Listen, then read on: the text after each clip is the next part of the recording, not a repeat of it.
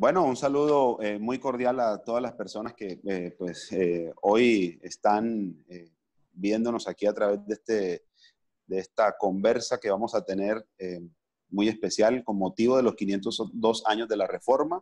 Y estamos aquí con Johnny Mosquera desde Portugal, con Juan David Mejía desde los Estados Unidos, y contentos y felices con Dios de que podamos tener esta conversación amena, para edificación de nosotros, de ustedes, acerca de los 502 años de la Reforma, lo que ha significado la Reforma en la historia, lo que pudimos recuperar como cristianos gracias a la Reforma, recordarlo, y obviamente que comprender qué cosas al día de hoy debemos distanciarlas de lo que verdaderamente significa la Reforma, y al final pues vamos a interactuar un poquito sobre lo que ha sido la experiencia de la Reforma en nuestra vida.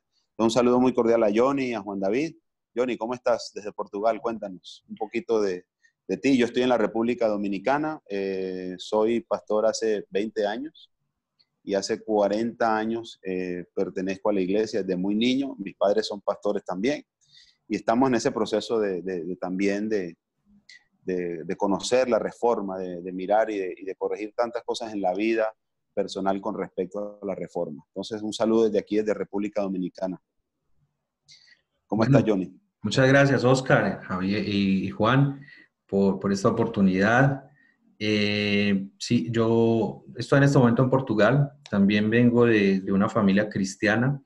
Conozco la iglesia, se puede decir que desde siempre. Soy pastor hace poco tiempo, no tengo tu experiencia en número de años, pero en este proceso he podido crecer un poco y estoy precisamente aquí hoy dispuesto a aprender un poco más con esta interacción, con la experiencia de ustedes y a los que nos están viendo. Bueno, espero también en el Señor que podamos ser de bendición para aquellos que también quieren comenzar a saber un poco más acerca de temas propiamente ligados a la doctrina y a la iglesia, como la reforma, que es uno de los temas que yo creo que son de los principales para comenzar. Y nada, decirles que para mí no fue fácil comenzar este camino de la reforma, de conocer, de abrirme un poco al conocimiento. Todavía estoy aprendiendo, pero pues estamos aquí hoy para compartir ese poquito que he aprendido hasta ahora y de esa forma vaciar un poco el vaso para poder llenarlo nuevamente. Espero que Dios nos bendiga en esta jornada. Ok. ¿Qué más, Juan? ¿Cómo estás? ¿Cómo estás, Cuéntanos de Oscar? tu vida un poco. Contar de mi vida. Mi nombre es Juan David Mejía, felizmente casado con Michelle. Actualmente trabajo como consejero de salud mental. Eh, Serví como pastor durante 6 años y en este momento, pues aparte de trabajar como consejero de salud mental, también estoy estudiando teología, ¿no? Y nada, contento de tener esta oportunidad. Creo que este tema de la reforma es un tema importantísimo para la iglesia y no solamente la reforma, creo que una de las cosas que más nos beneficia a nosotros como cristianos es conocer nuestra historia, ¿sí? Conocer la historia del cristianismo. Llevamos más de 2000 años de historia y creo que es bueno conocerla, ¿no? Y no, Ok. gracias, Oscar, por la invitación. Oh, perfecto. Bueno, complacidos con Dios. Entonces, hablemos un poquito de la historia de la Reforma. ¿Qué pasó en la Reforma? ¿Qué motivó la Reforma? Juan David, tú publicaste en tu página Mejía Ministries, y nos hablaste de la Reforma. Cuéntanos un poquito qué fue lo que pasó, qué es eso de la Reforma para aquellos de pronto aquellos cristianos que han estado un poquito desconectados de lo que significa la Reforma, lo que llegamos hace poco a conocerla. Pero ¿qué pasó históricamente? Cuéntanos un poquito qué pasó en el mundo en ese entonces y que podamos Bueno, interactuar aquí entre todos.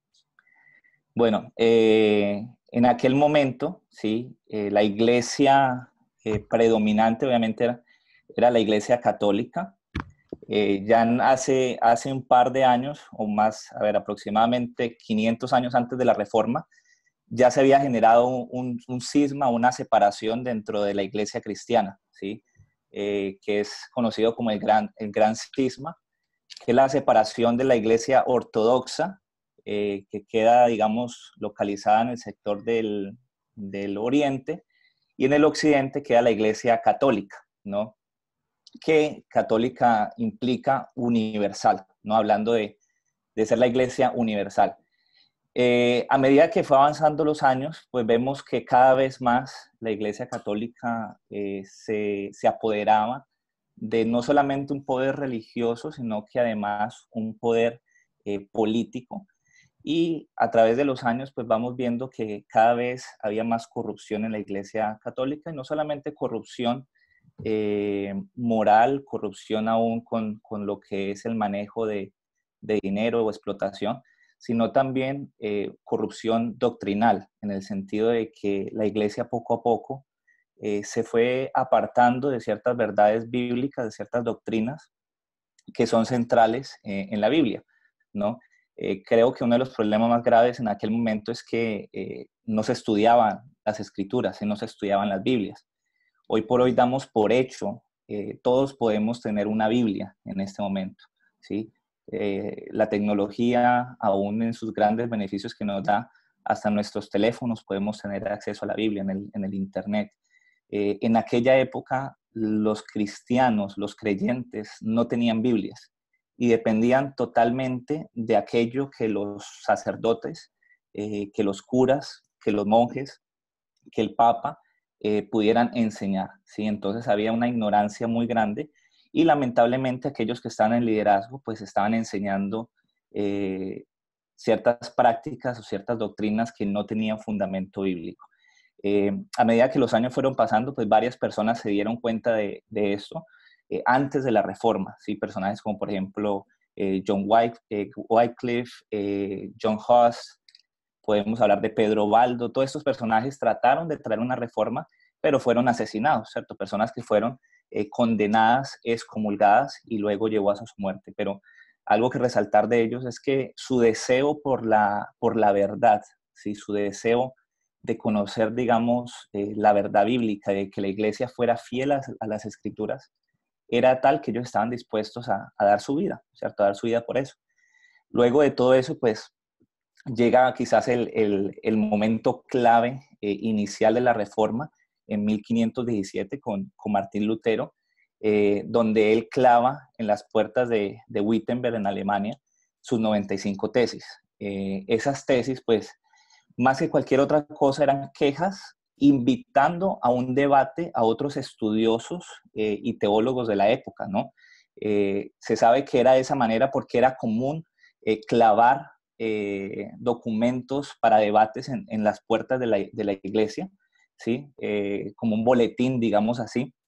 Okay. Pero, y además fueron escritas en latín, ¿sí? Que no era el idioma común, digamos, el vernacular o el que la gente común y corriente hablaba. Entonces, su deseo jamás fue el generar una separación o una división, sino simplemente llevar un debate en que se pudieran hablar de estas cuestiones que estaban distorsionadas o que estaban alejadas de la verdad de Dios, de las Escrituras.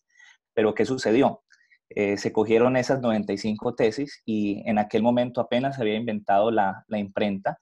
Se tradujeron al alemán, se tradujeron a otros idiomas, como circular por toda Europa, ¿sí? En un par de años prácticamente un gran porcentaje de Europa ya tenía acceso y tenía conocimiento a estas tesis de Lutero.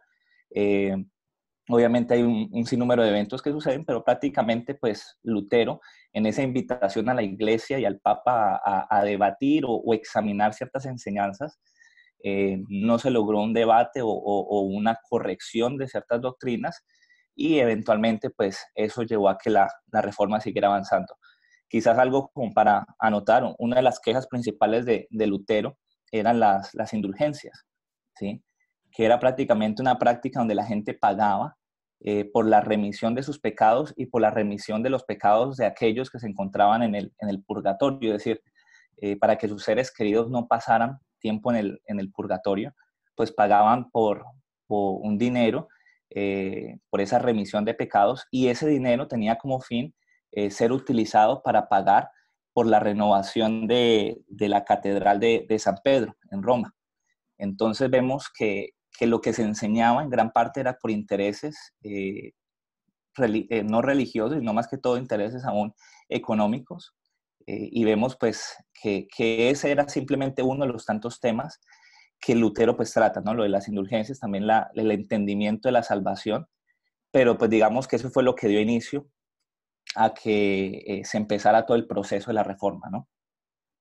Claro, o sea que me imagino que había una presión muy grande sobre la gente en ese tema económico, me imagino, porque a veces no siempre las indulgencias fueron como que, como decimos en Colombia, a las buenas, ¿no?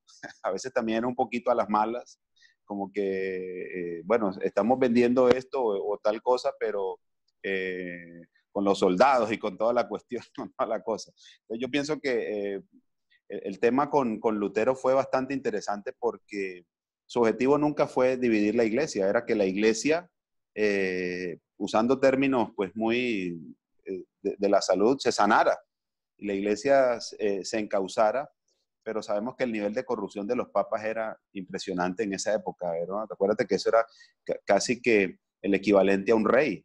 Pues de hecho el Vaticano hoy es un país, ¿cierto? Y vemos todo eso y la guerra que había entre los papas o las familias que querían apoderarse del papado y toda esa corrupción que había.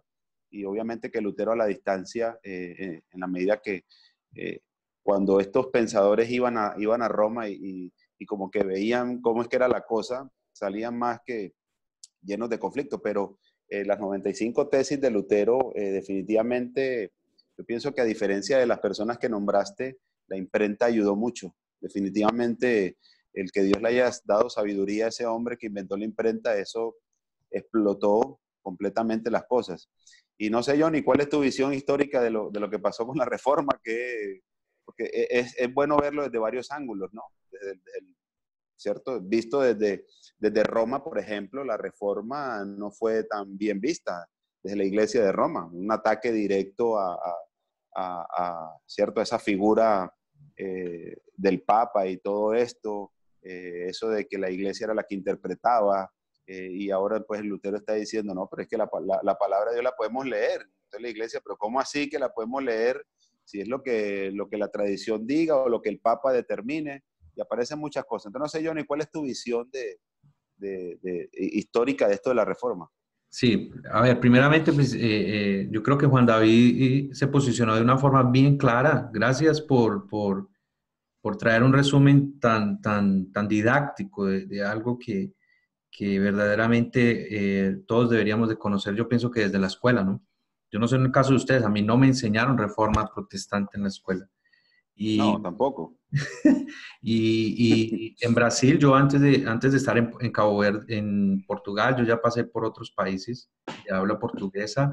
Esta jornada de la habla portuguesa comenzó en Brasil y ustedes saben pues la influencia evangélica que existe en Brasil, la calidad, vamos a decir así, pastoral que se exige en Brasil para ser pastor en la mayoría de las iglesias reformadas. Tú tienes que tener una calidad académica, tienes que estudiar. Y en Brasil a mí lo que me dejó sorprendido era ver cómo el diálogo con los llamados ateos ellos conocían muy bien históricamente la Reforma, ellos conocían más la Iglesia y la Reforma que yo mismo. Y aquí les cuento un poco cómo fue que yo comencé a entrar a querer entender este mundo. Fue precisamente en Río de Janeiro en una conversación. No, primero les quiero pedir perdón porque a veces se me salen palabras en portugués que dichas en el español son feas, como morido, por ejemplo. Y bueno, son más de 6 años, 7 años hablando portugués diariamente, entonces a veces se me confunden las palabras. Pero llegando a Río de Janeiro, una vez entré a una librería de libros de segunda y la dueña era una historiadora que le gustaba mucho Latinoamérica y era atea, se declaraba atea. Y su esposo, socio en la librería de ella, era un personaje muy carismático, bastante polémico, había sido a la Iglesia Católica Romana, había pasado por liderazgo en la Iglesia Católica Romana desde joven, entonces conocía bastante del tema, y se abrían debates en el patio de esa librería muy interesantes con personas que tenían doctoramiento en filosofía y en teología, pero eran personas ateas. Eran personas que defendían el ateísmo. Entonces, a mí me causó mucha curiosidad cómo es que una persona que quiere defender el ateísmo tiene el coraje de hacer un doctoramiento en teología en Alemania o en Holanda, y yo que soy un pastor evangélico en ese momento, un misionero, yo no sé ni siquiera de qué es lo que están hablando aquí. Y fue una experiencia Interesante eso. muy difícil porque me hizo ver que yo no, pues, que había una base de conocimiento que yo no tenía. Y después hablando con los pastores brasileros, con los diferentes pastores con los que yo con los que yo interactué, comencé a entender que verdaderamente faltaba algún elemento. Y ahí fui, obviamente, ¿a dónde?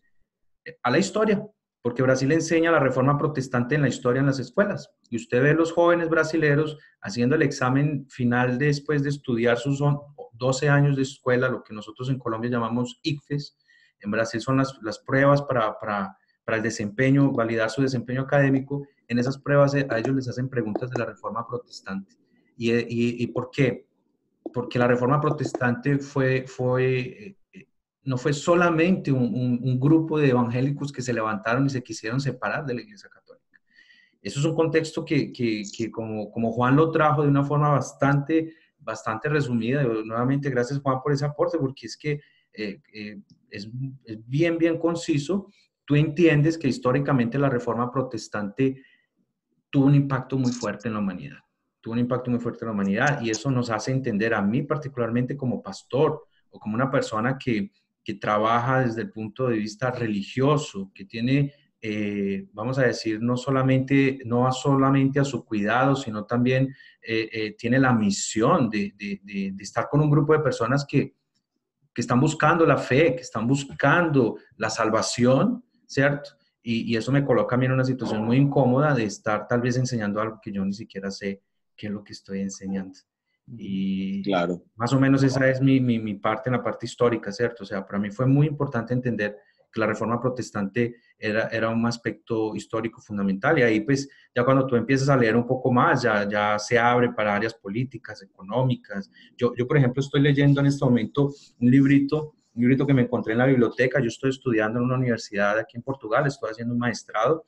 Lastimosamente no es en teología, porque aquí en Portugal no hay teología reformada todavía, pero es en el área de sociología, y eso me permite tener cierto contacto con literatura reformada. Estoy leyendo este libro de Lutero sobre el comercio y la usura, que fue la crítica de Lutero precisamente a un sistema corrupto. Y bueno, aquí yo te puedo decir, desviándome un poco de la parte principal, que es la espiritual, uno de los impactos históricos que para mí tuvo la reforma protestante. Entender eso te lleva a entender que definitivamente tienes que leer y conocer más de ese tema. Claro, no, porque recuerden que la reforma transformó a Europa completamente. O sea, la concepción de muchos países cambió. De hecho, mira lo que tú decías ahora, que en España y Portugal la reforma no llegó. Y mira que son los países que más se quedaron estancados en todo sentido, ¿ya? Pero vemos países como el norte de Europa, por ejemplo, países con un desarrollo extremadamente significativo, ¿cierto? Y obviamente que Lutero no solamente habló de esas 95 tesis, o sea, fue toda la estructura social, política social, que Lutero de una u otra manera empezó a cuestionar, no a querer destruir. Lo que pasa es que Lutero, para mí, el tema histórico con respecto a la reforma, lo que me deja es la enseñanza de que si nosotros en la iglesia perdemos el aspecto reflexivo y autocrítico, obviamente que la tradición nos va a destruir, ¿cierto? Porque no sé el renovar, ¿cierto? A la luz de las escrituras, que fue lo que entendió Lutero cuando se encontró con la carta a los romanos, por ejemplo. Los romanos, pero ¿cómo que el justo por la fe vivirá? Pero ¿cómo así si yo vengo? O sea, un siglo de monopolio religioso por parte de la Iglesia Católica, un siglo donde, pues, en un siglo pasan muchas cosas, ¿ya? Y ustedes saben que una cosa que se repite a lo largo del tiempo se convierte en una verdad absoluta. Entonces, cuando este tipo se choca de frente con la carta a los romanos, dice, pero bueno, ¿y esto qué es esto? Y empieza a leer y ese deleite la escritura. Yo creo que eso no fue una revelación solamente de Lutero, como ya lo hemos visto varios en la prerreforma, por ejemplo, lo que llamamos de la prerreforma, hubo otros hombres que trataron. Yo pienso que dos cosas ahí influenciaron muy fuertemente, tal vez desde mi perspectiva. El punto crucial histórico en el que Lutero estaba, en el momento en que él estaba haciendo la reflexión o en el momento en el que él estaba entendiendo ese texto. ¿Cierto? Porque yo no pienso que podemos resumir la reforma a una simple iluminación para Lutero. Seguramente otros hombres que incluso ni conocemos, porque no hay ningún tipo de documento, seguramente otras personas, hasta porque el Espíritu Santo siempre ha estado actuando. La reforma no acontece solamente porque hubo un tiempo vamos a decir así, de ausencias del Espíritu Santo. Pienso que ese accionar del Espíritu Santo llevó a otros hombres tal vez a comprender eso. Lo que pasa es que tal vez Lutero estuvo en el momento preciso y eso es parte de la de la soberanía de Dios, de su previdencia. Y una frase que Juan, disculpa, decía ahora, que yo quiero rescatar, que él, decía, que él hablaba de que Lutero se vio la corrupción moral, ¿cierto? Pero él reflexionó que esa corrupción moral era el resultado de la corrupción de la doctrina. Y ahí es donde viene el elemento importante. Nosotros vemos la corrupción moral, ¿cierto? Pero difícilmente nos cuestionamos el origen de esa corrupción moral. Y cuando hablamos de iglesia, hablamos de un grupo de personas que tenemos el problema del pecado, y vamos a hablar de eso más en otros momentos, pero adicional a eso tenemos también el problema de corrupción moral, ¿cierto? Y muchas veces lanzamos la culpa al externo, a la sociedad o a mi pasado o a una serie de cosas, cuando el origen de la corrupción moral está en la corrupción doctrinal. Es la esencia del hombre. O sea, la corrupción, nuestra corrupción en cuanto al pecado existe. ¿Por qué? Porque hay una corrupción doctrinal, espiritual, hay una desconexión en ese sentido. Entonces, Lutero creo que entendió muy bien eso, aprovechó la onda de sus buenos amigos y del momento de la imprenta, y el Espíritu Santo actuó en ese momento para que a partir de ahí se generara esa explosión que hoy conocemos como la Reforma Protestante. Es mi humilde opinión. Y John y Oscar, creo que gracias por los aportes y en lo que comentan. Cabe notar que obviamente con Lutero, digamos, se comienza a avanzar ese proceso de la reforma y el movimiento protestante, ¿no? Y nosotros nos consideramos cristianos protestantes porque nacemos de esta protesta contra la Iglesia Católica, contra la doctrina, las prácticas y la inmoralidad en aquel momento del gobierno de la Iglesia Católica. Pero creo que cabe notar que los reformadores y este movimiento protestante no crearon nada nuevo, ¿sí? Lutero no inventó nada nuevo, ¿sí? Calvino, si hablamos de otro reformador, Zwingli, ninguno de ellos creó nada nuevo, sino que era un regreso a las escrituras y tratando de entender las verdades bíblicas a través del lente de las escrituras y no a través del lente de la tradición, ¿ya? Las tradiciones, las instituciones son buenas, siempre y cuando sea la escritura quien determine las tradiciones y las estructuras. El problema es que aquellas estructuras y aquellas tradiciones no tenían como fundamento la palabra de Dios.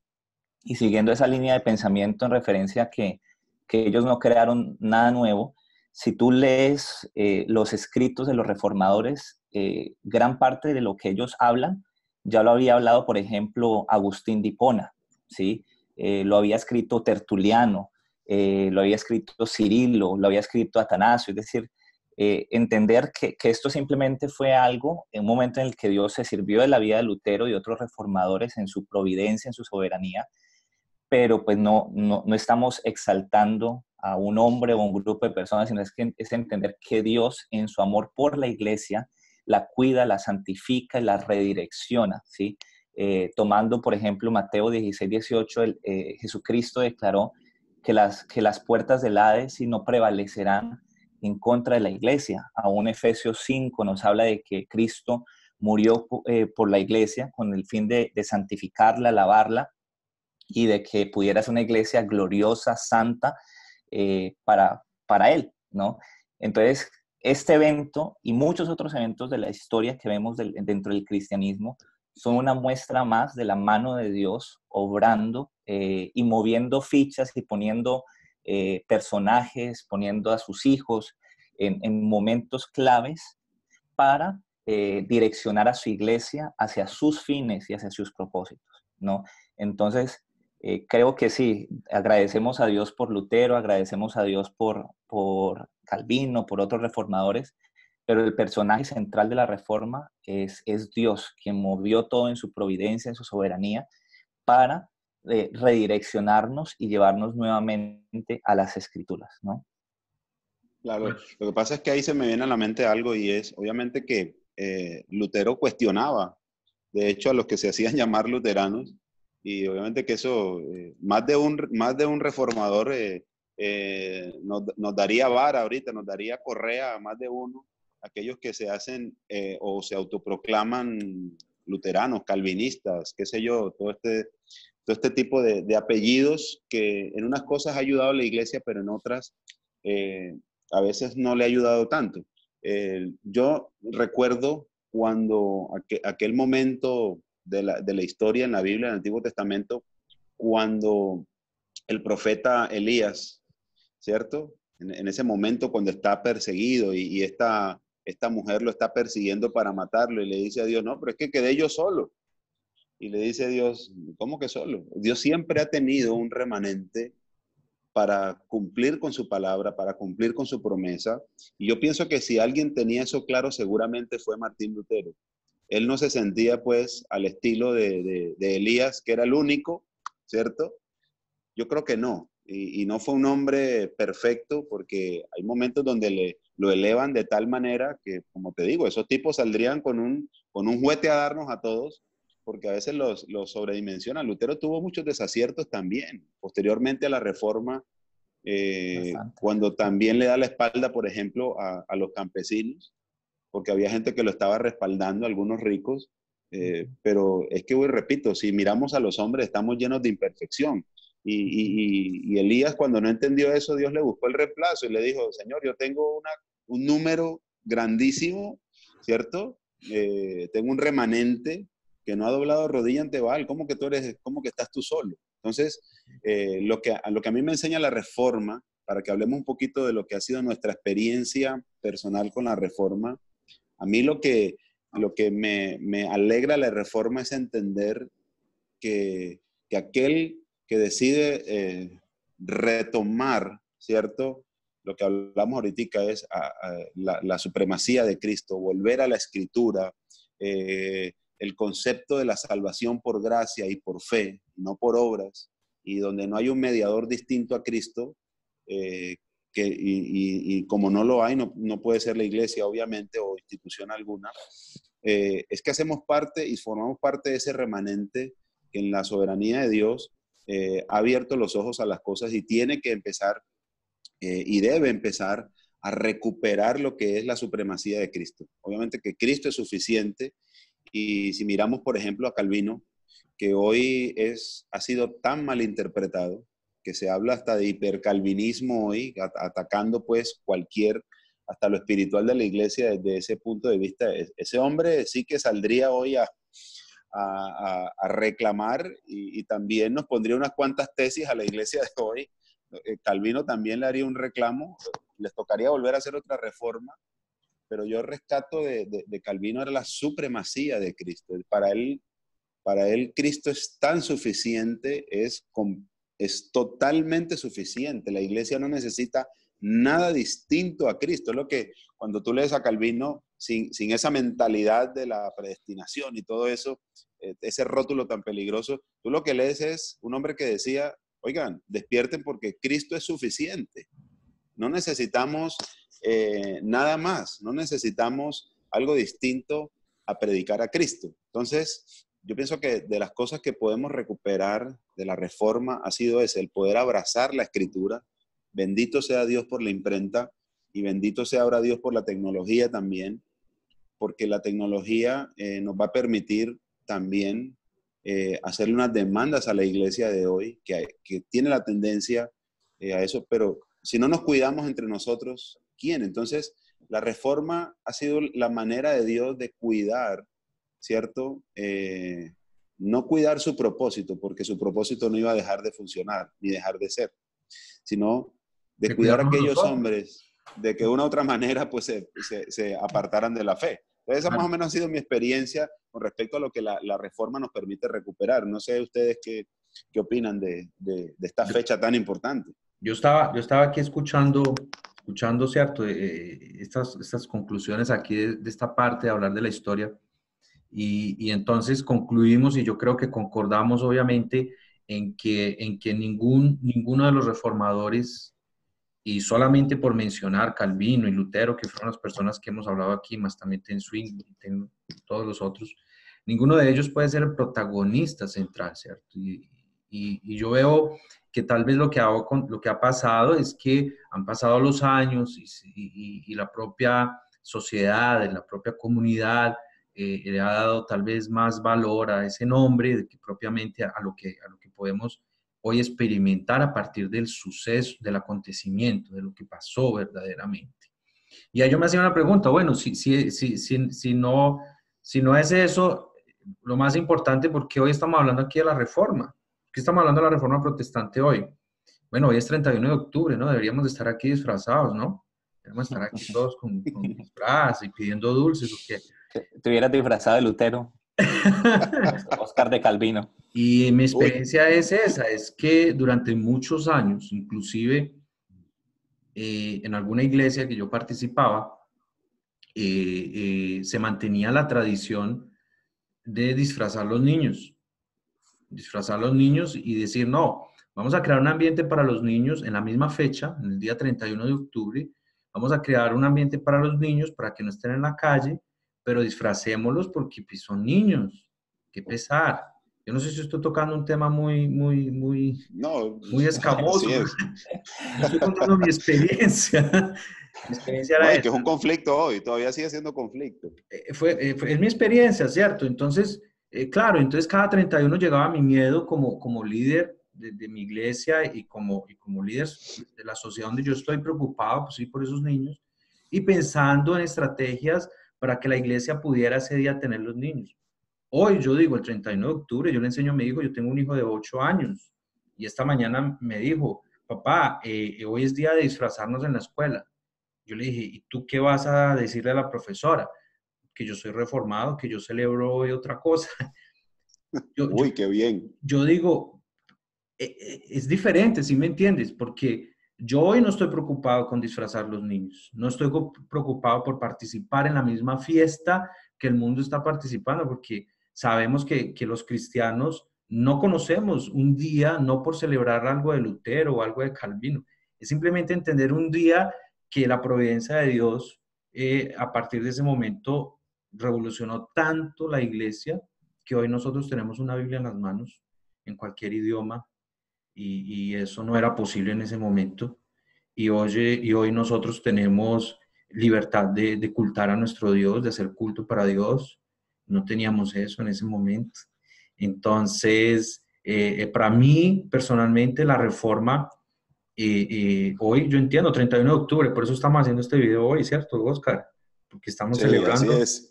Claro, estamos celebrando aquel acontecimiento maravilloso, ¿no? Tan importante para la iglesia, tan importante para la iglesia.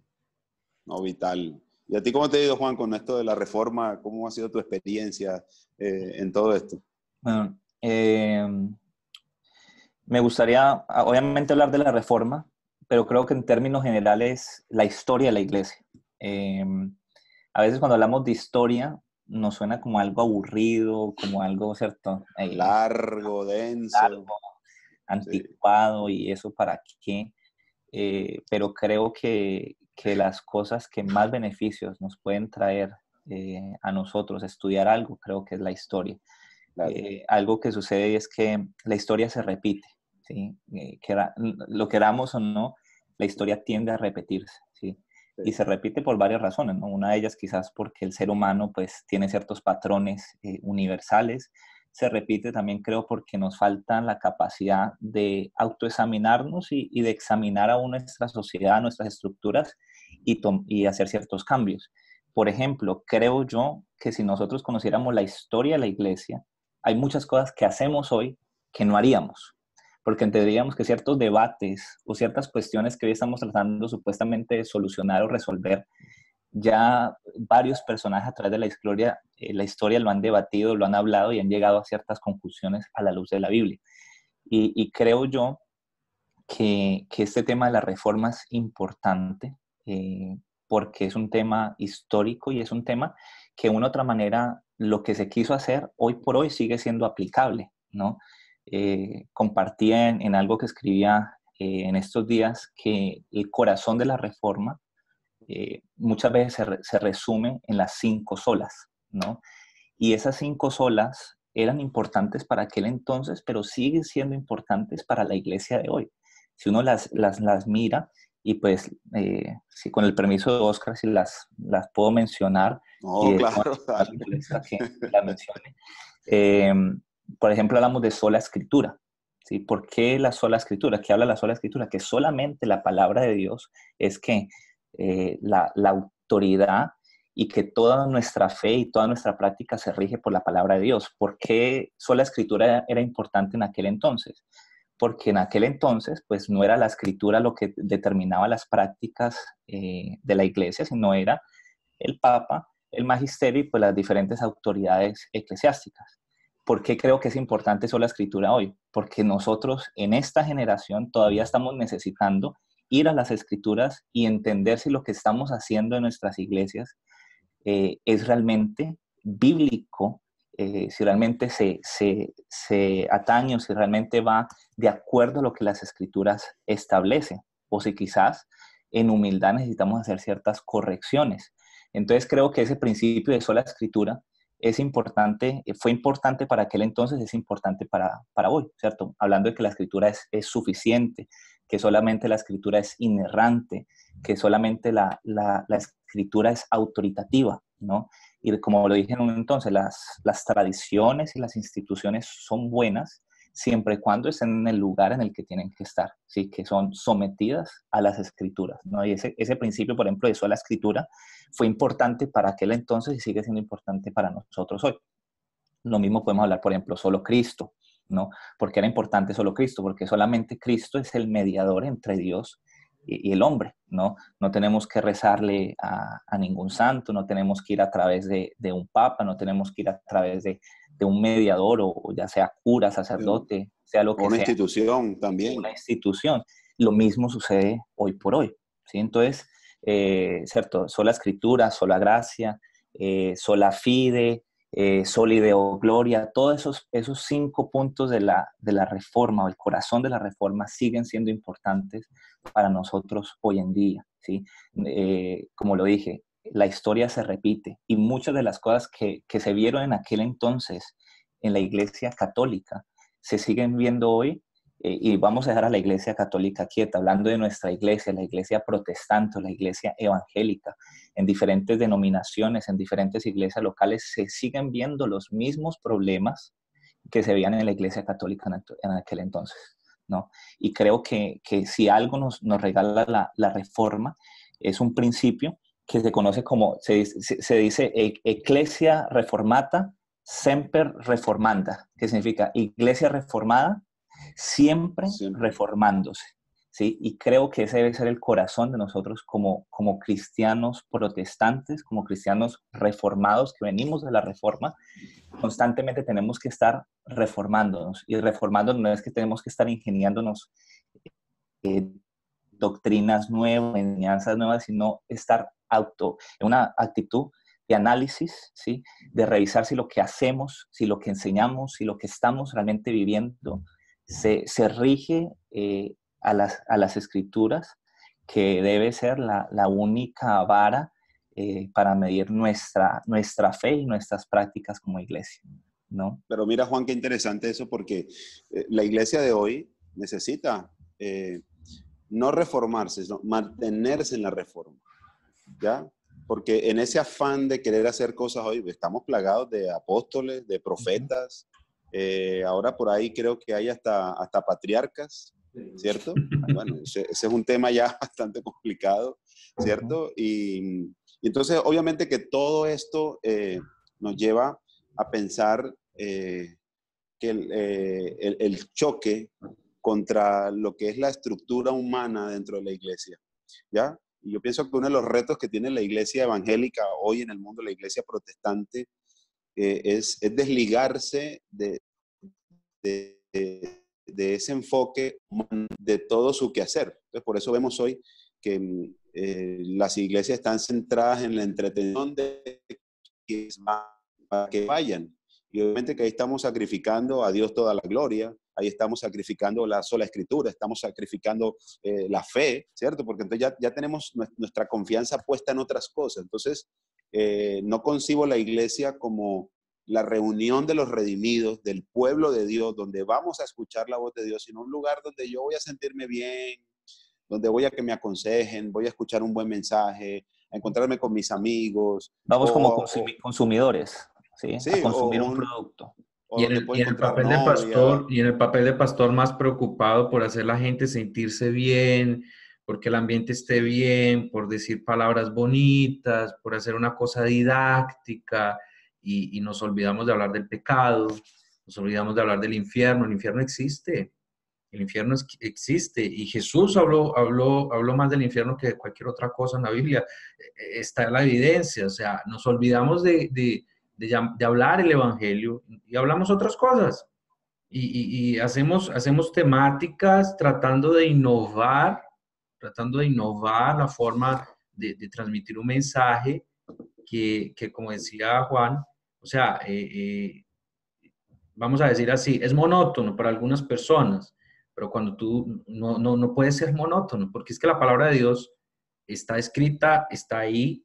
Por eso las 5 solas yo pienso que son tan fundamentales, porque ellas no son una creación humana, ellas son una descubierta sustentada en la Biblia. Entonces ella funciona en esa época, funciona hoy, va a funcionar mañana, porque su soporte es bíblico, porque es ahí donde tú encuentras, ellas salen de ahí. Yo pienso que yo digo eso porque se puede pensar que las 5 solas es un invento de algunos de los reformadores, ya para no decir más nombres, generalizando, pero no, las 5 solas, fulano las inventó un grupo allá, no, ellas no fueron inventadas, no es algo que se inventa, es algo que tú descubres en la palabra, y cuando tú la descubres a partir de la palabra, tú no tienes cómo negarlas, tú no tienes ya cómo salir de ellas. Tú dices, es esto, solo la escrita, yo no necesito más. Es la fe, es solamente la fe en Él, es solo Cristo. Entonces, otros elementos que vienen acompañando, puede ser históricamente, o puede ser, ¿cómo digo esto? Históricamente, elementos que vienen acompañando tu accionar religioso, tú vas viendo que ellos van perdiendo valor. Van perdiendo valor porque, ¿por qué? Porque no tienen valor. Porque no lo tienen, porque no lo tienen, porque son cosas del mundo, porque son cosas humanas, porque son cosas que verdaderamente para la salvación y para ese proceso de crecimiento y de regeneración espiritual no tienen un sustento bíblico. Entonces, las 5 solas yo pienso que van a prevalecer siempre, porque su fundamento es bíblico, porque es una síntesis de lo que la Biblia nos demanda, nos enseña.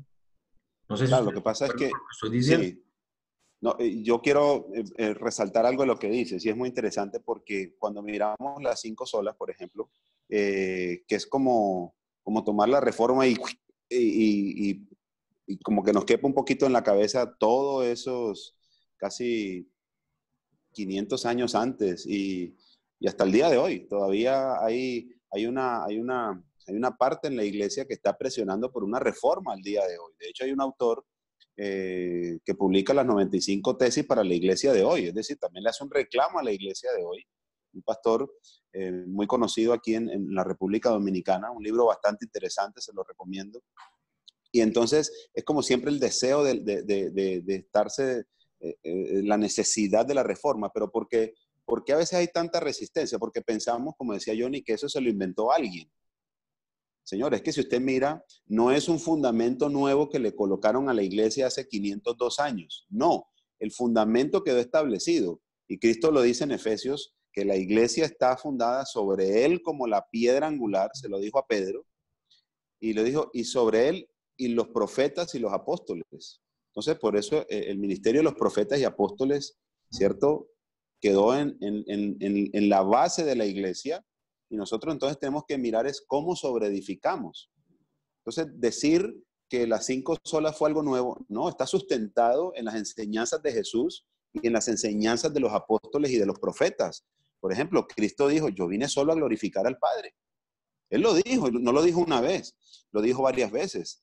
Habló de la necesidad de escudriñar las Escrituras, ¿cierto? Y yo no vine a hablar nada de lo que yo quiero decir, lo que tú me diste, yo se los he enseñado, se los he dicho, Padre. O sea, las 5 solas la vemos en la misma esencia y en el ministerio de Jesús, lo vemos manifiesto en los apóstoles y profetas, y por lo tanto, entonces, vemos a lo largo de la iglesia. Entonces, la reforma no es que a Jesucristo le hizo falta un pedazo a la base de la iglesia, entonces vamos a terminar de completarla. Esa no fue de los reformadores.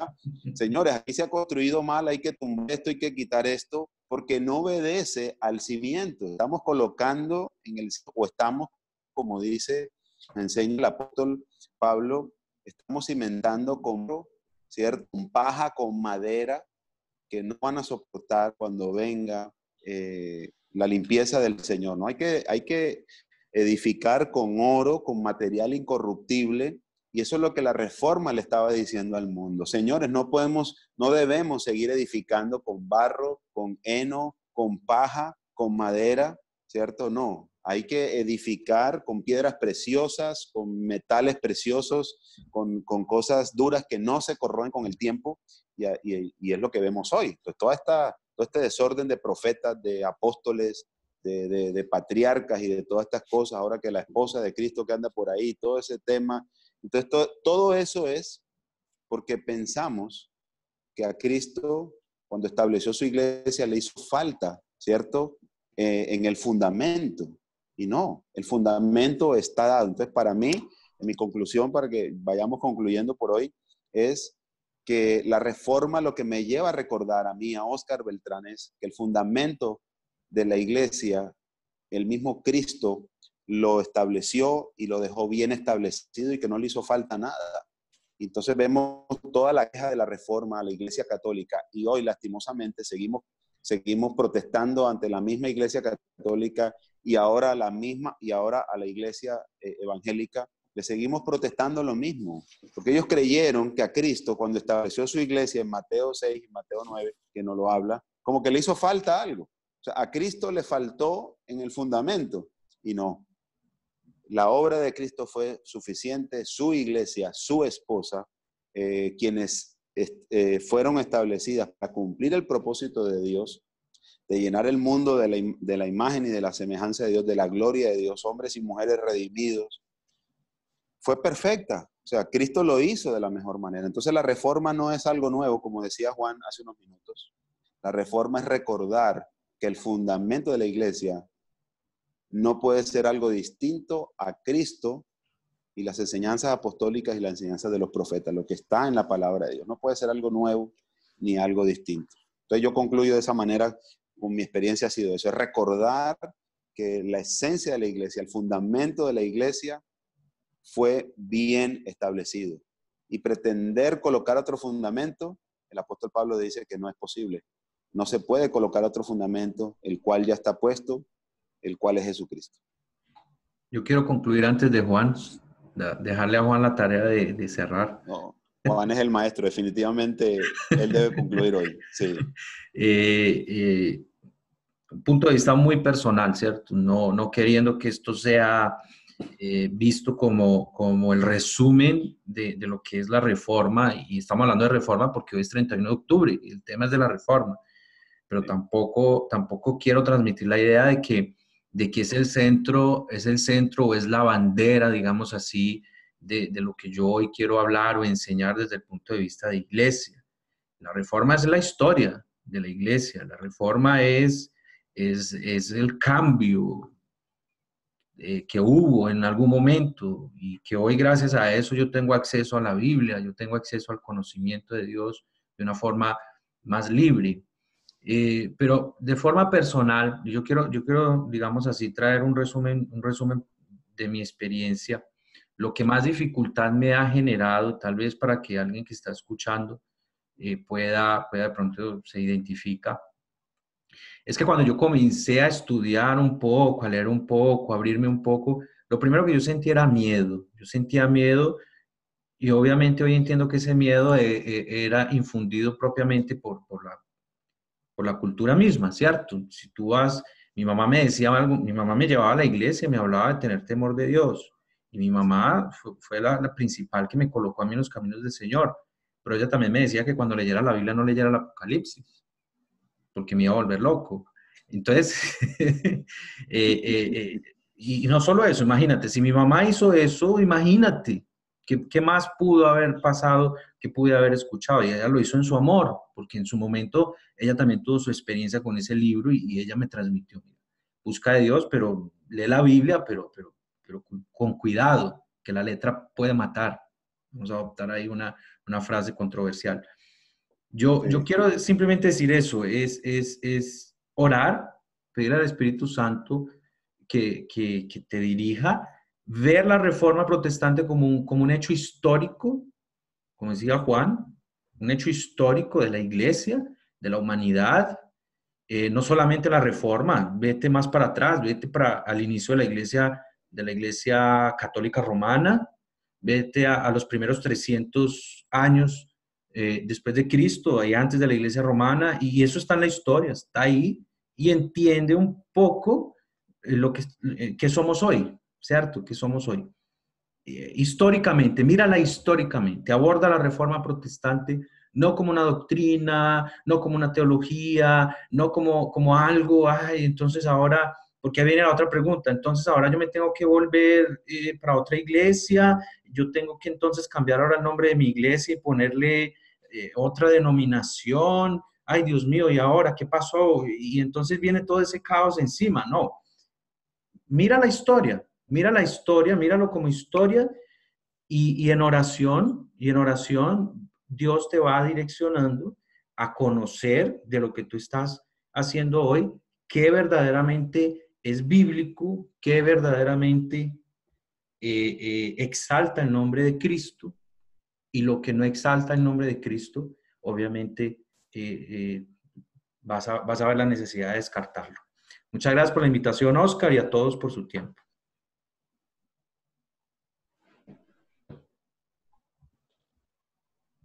Bueno, después de esos 2 sermones de ustedes ya no sé qué más decir. Bueno, a ver, dos cosas. En este día recuerdo con mucha gratitud la Reforma y recuerdo al personaje central de la Reforma, que es Dios, ¿sí?